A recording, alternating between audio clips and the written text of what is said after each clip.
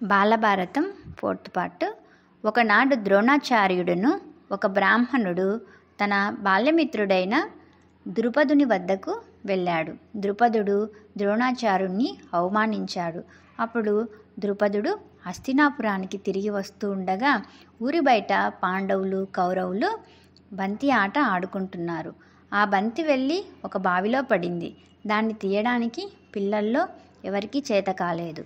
ద్రోణుడు అదంతా గమనించి పిల్లల దగ్గరికి వచ్చి ఇలా అన్నారు: భరతవంశంలో పుట్టినారు, అస్త్రవిద్యలలో ఆరితేరిన మీరు ఈ బంతిని బావి నుంచి తీయలేరా? ఇదిగో నేను బాణ పరంపరతో ఈ బంతిని తీస్తాను. ఈ విద్య ఇంకెవరికి తెలియదని ఆ బంతిని బాణంతో కొట్టి బాణం వెనుక మరో బాణం వెనుక మరో బాణం అలా గుచ్చి బాణాల వరుసను ఒక తాడులా తయారు చేసి ఆ బంతిని పైకి లాగి పిల్లలకిచ్చాడు. పిల్లలు చాలా ఆశ్చర్యపోయారు. ఇదంతా కూడా వాళ్ళ తాతగారైనటువంటి భీష్ముని వద్దకు వెళ్ళి చెప్పారు. భీష్ముడు ద్రోణుని యొక్క చాకచక్యాన్ని విని సంతోషించి ద్రోణుణ్ణి వారి యొక్క పిల్లలకు గురువుగా నియమించాడు. ద్రోణుడు కౌరవ పాండవుల ఇద్దరినీ ఒకచోట సమావేశపరిచి, నేను మీకు గొప్పగా విలువిద్య నేర్పుతాను. అయితే పూర్తిగా నేర్చుకున్న తర్వాత మీలో ఒకరు నా ఇష్టాన్ని తీర్చగల సమర్థుడెవ్వరు అని అడిగాడు. అప్పుడు కౌరవులంతా కూడా నిశ్శబ్దంగా సైలెంట్గా ఉన్నారు. కానీ పాండవుల్లో నుండి అర్జునుడు లేచి, నేను మీ కోరికను నెరవేరుస్తాను అన్నాడు. అప్పుడు ద్రోణుడు చాలా సంతోషించి అర్జునుణ్ణి కౌగిలించుకున్నారు. కౌరవ పాండవులతో పాటు ఇతర రాజకుమారులు, వారి వెంట కర్ణుడు ద్రోణుని వద్ద విలువిద్య నేర్చుకున్నారు. కర్ణుడు ఎప్పుడూ అర్జునుడికి పోటీగా, దుర్యోధనునికి పక్షపాతిగా మెలుగుతుండేవాడు. ద్రోణునికి అందరి మీద కంటే అర్జును మీద ఎక్కువ ప్రేమ ఉండేది. అందుకు కారణం అర్జును యొక్క చురుకుదనం, శిష్యవృత్తి. ఇతరులు ఎవ్వరూ కూడా అర్జుని కంటే విలువిద్యలో అధికులు కాకుండా ఉండేవారు. రకరకాల వ్యూహాలను భేదించే ఉపాయాలు మొదలైనన్నిటిని కూడా ద్రోణుడు అర్జునునికి నేర్పాడు. వీళ్ళంతా ఎంతవరకు అస్త్రవిద్య నేర్పించారో అనుకుని పెద్దలు చూడాలనే కోరికతో ద్రోణుడు ధృతరాష్ట్రుని అనుమతిని పొంది పెద్ద సభ ఏర్పాటు చేశాడు. ఆ సభకు భీష్ముడు, విదురుడు, కృపుడు, శల్యుడు, శకుని, సోమదత్తుడు మున్నగు పెద్దలంతా వచ్చారు. పెద్ద ప్రదర్శన రంగం నిర్మించబడింది. మొదట భీముడు, దుర్యోధనుడు తమ గదాయుద్ధం చూపించారు. ఇద్దరు 2 పెద్ద ఏనుగుల వలె తలపడ్డారు. తర్వాత అర్జునుడు తన విలువిద్యను చూపించాడు. ఆగ్నేయాస్త్రంతో అగ్నిని పుట్టించాడు, వరుణాస్త్రంతో వర్షాన్ని, అనిల బాణంతో గొప్ప గాలిని, మేఘవర్షంతో పెద్ద మేఘాలను సృష్టించాడు, మేఘాస్త్రంతో పెద్ద మేఘాలను సృష్టించాడు. ఆ తర్వాత కర్ణుడు కూడా అర్జునుడు చూపించిన విచిత్రాలన్నీ చూపించాడు. అటుపిమ్మట కర్ణ అర్జునుల ద్వంద్వ యుద్ధం జరిగింది.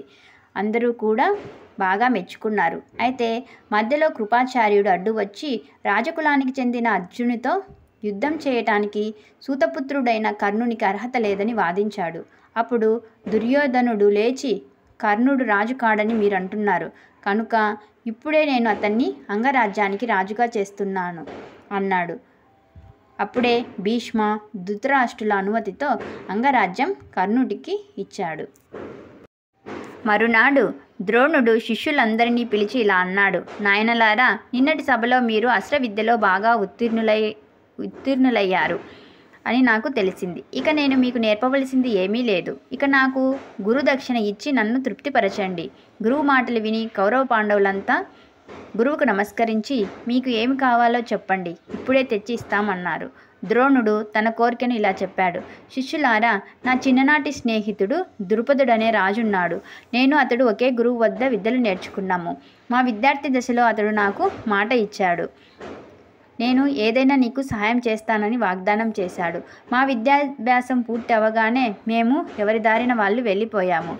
ఇప్పుడు అతడు పాంచాల దేశానికి రాజయ్యాడు. నేను పేద బ్రాహ్మణునిగా నానా అగచాట్లు పడ్డాను.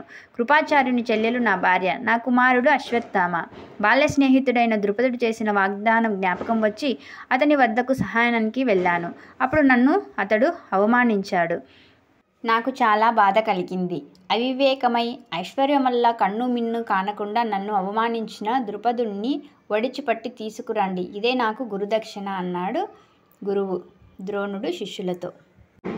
అప్పుడు కౌరవులు పాండవులు రథాల మీద గుర్రాల మీద వివిధ ఆయుధాలతో వెళ్ళి పాంచాలపురాన్ని ముట్టడించారు. కౌరవులకు ద్రుపదునికి మొదట యుద్ధం జరిగింది. ద్రుపదుని దాడికి ఆగలేకపోయారు కౌరవులు. తర్వాత పాండవులను ఆశ్రయించారు. అప్పుడు అర్జునుడు ద్రుపదుని మీద యుద్ధం చేశాడు. ఇద్దరికీ ద్వంద్వ యుద్ధం జరిగింది. ద్రుపదుడు అర్జునునికి ధనుస్సుని ఒక బాణంతో విరగ్గొట్టాడు. అందుకు అర్జునికి చాలా కోపం వచ్చి ఖడ్గం చేత పట్టుకొని ద్రుపదుని మీదికి దూకాడు. ద్రుపదుణ్ణి పట్టుకొని రథానికి కట్టివేశాడు. అటు భీముడు ద్రుపదుని ఏనుగులను చావగొట్టాడు. నకల సహదేవులు సైన్యాన్ని నుగ్గునుగ్గు చేశారు. అర్జునుడు ద్రుపదుణ్ణి రథానికి కట్టి తీసుకుపోయి ద్రోణాచార్యుని పాదాల మీద పడవేశారు. ద్రుపదుడు సిగ్గుతో ద్రోణుని ఎదుట తలవాల్చుకొని నిల్చున్నాడు. ఏమండి ద్రుపద మహారాజు గారు, నేను ఎవరినో ఇప్పటికైనా జ్ఞాపకం వచ్చిందా? మీ ధనమదం తగ్గిందా అని ద్రోణుడు ద్రుపదుణ్ణి పరిహాసం చేశాడు.